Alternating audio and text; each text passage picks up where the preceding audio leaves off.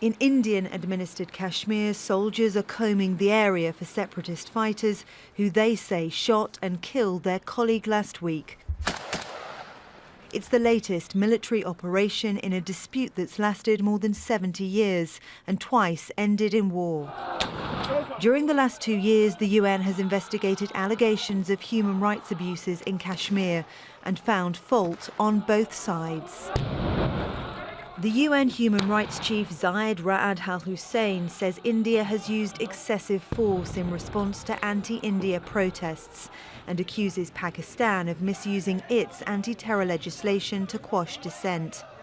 Now he's calling for an investigation into allegations mass graves have been found in the Kashmir Valley. This report is the first ever issued by the UN on the human rights situation in India-administered and Pakistan-administered Kashmir. It details human rights violations and abuses on both sides of the line of control, and it highlights a situation of chronic impunity for violations committed by security forces. Pakistan says it welcomes the UN's proposal for an international inquiry into human rights abuses.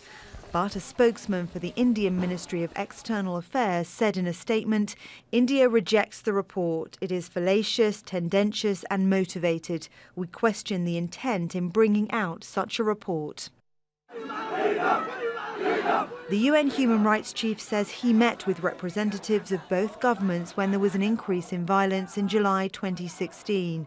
That was triggered by the death of rebel leader Burhan Wani. Neither government agreed to the UN's request for unconditional access to Kashmir, so the UN began remote monitoring of the region.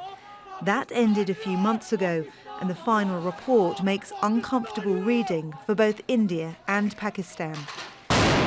Victoria Gatenby, Al Jazeera.